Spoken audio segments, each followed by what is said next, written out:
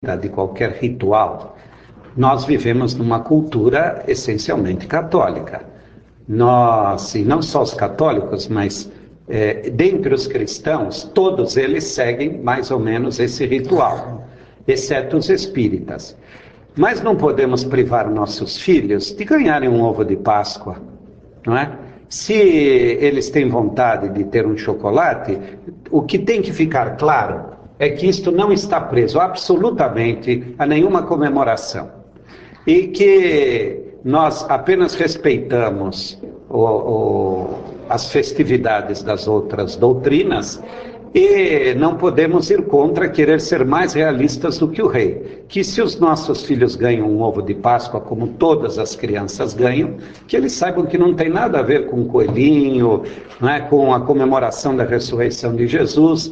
É como se fosse um outro dia qualquer onde eles ganham chocolate. Mas seria tão bom ensiná-los a origem dos ovos. Por que os ovos de Páscoa, não é? É porque é o sentido de fertilidade. Tem um sentido de fertilidade. Pois é. E eles exatamente nos seus almoços também, na crença judaica, tem aquele ovo que eles cozinham durante várias horas. Não é de chocolate.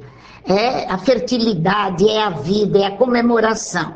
Agora, o que eu observo até nas casas espíritas, se distribui o ovo de Páscoa, se comemora a Páscoa, mas não se educa o que é a Páscoa, não é, Ávila? É uma influência muito grande, nós não podemos negar. O próprio Natal também é uma influência. É que nós não podemos fugir da cultura, do hábito do povo, porque senão nós nos diferenciaremos tanto que sairemos do contexto. O que não podemos deixar é de orientar os seguidores da casa espírita e não fazer comemoração na casa espírita.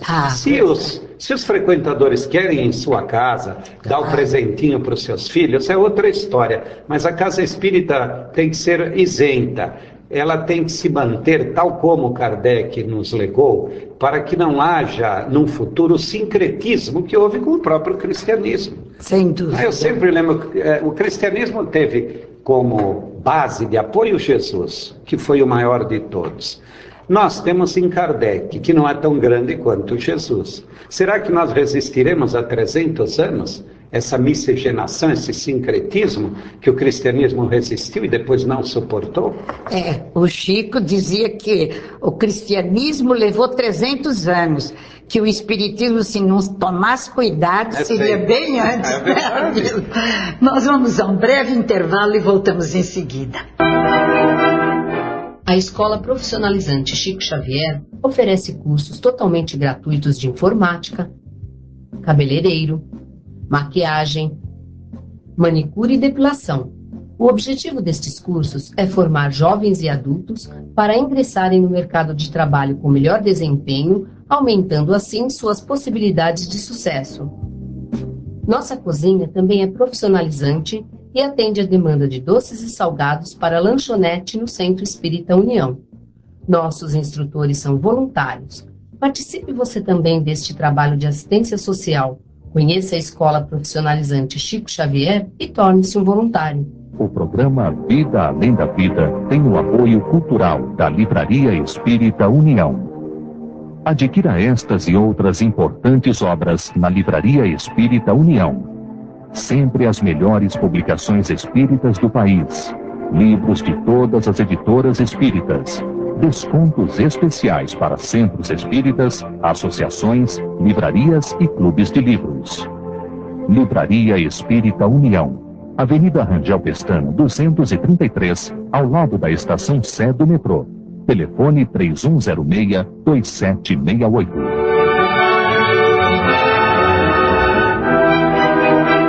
Voltamos com Vida Além da Vida. Um programa que conta com o apoio cultural da Livraria Espírita União, situada Avenida Rangel Pestana, 233. Hoje, com muita alegria, nós temos o nosso Avildo Fioravante.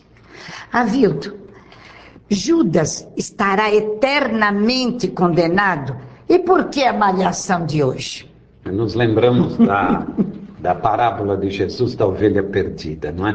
Se nós arriscamos a vida para salvar uma ovelha que, porventura, esteja à véspera da morte, num precipício, porque Deus nos colocaria na sina de estarmos perdidos eternamente. Há crimes muito maiores do que o erro que Judas cometeu. E nós sabemos que todos estarão um dia com o direito de reverem os seus atos, suas atitudes, arrependerem-se, perdoarem-se e retomarem uma vida nova. Exatamente recriando aquilo que destruíram. Portanto, Judas não está absolutamente condenado ao sofrimento eterno.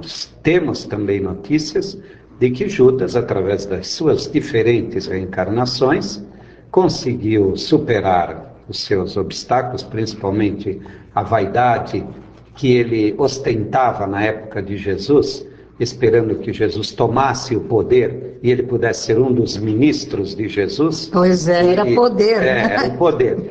E hoje ele é um espírito luminar, um espírito de altíssima elevação, e que todos os sábados da Aleluia deve fechar um olho à ignorância do que fazemos com um boneco. Mas há de sobrar um lampejo de tristeza, não pelo que fazem com ele, mas porque ainda demonstram uma grande ignorância a respeito do espírito de Judas. Mas isso não será uma maneira de projetar a nossa agressividade, sempre colocando alguém? Porque, veja, hoje nós estamos até com dois lados completamente opostos.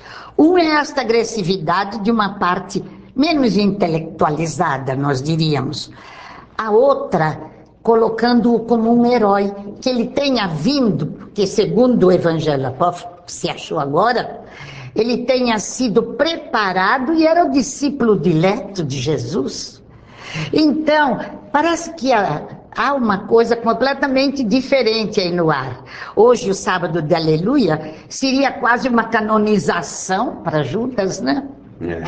Bom, a igreja, e nisto nós a reverenciamos, parece-nos que teve um cuidado muito grande em selecionar os 4 evangelistas que compõem o Novo Testamento.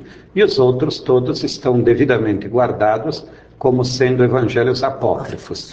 Dentre eles, o Evangelho de Judas, que foi descoberto há alguns anos atrás e trouxe essa celeuma. A própria igreja o repele, os historiadores também o repelem. Se você entrar no site, no Google, e ali for procurar, pesquisar sobre Judas, você vai ver que os próprios historiadores não estão a favor do Evangelho. Há muito erro, muita controvérsia. Exatamente.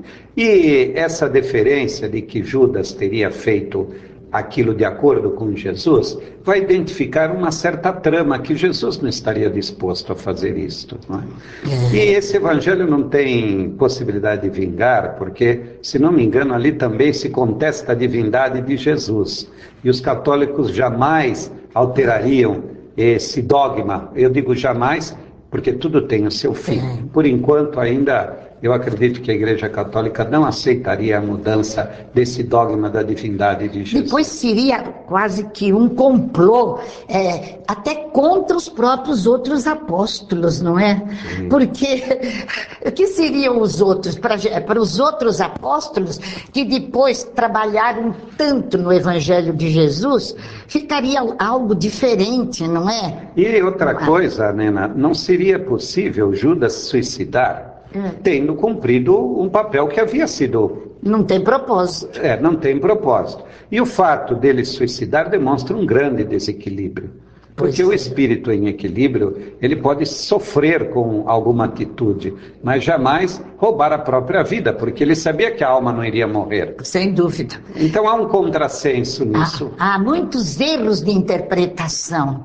Agora, mas é interessante, Nena, como estas coisas atraem o público. Muito. Ninguém pensa em mudar o seu comportamento que está ali escrito nos 4 evangelhos. Já pensam em falar no evangelho de Judas para não se preocupar com a sua própria conduta. Porque os outros evangelhos são trabalhosos, né? Não, a porta é estreita. É a porta estreita. E o de Judas é quase que desculpar situações que às vezes são situações difíceis, porque para ele era o poder. Se Jesus tivesse o trono, ele seria o ministro, né? Com certeza. Era a expectativa dele. Mas e o que é ressurreição? ressurreição na Páscoa tem um sentido para os católicos e para nós, os espíritas. Bom, para os espíritas, ressurreição não tem sentido nenhum, a não ser o alegórico. Né? Ressurreição, ressurgir para uma nova vida.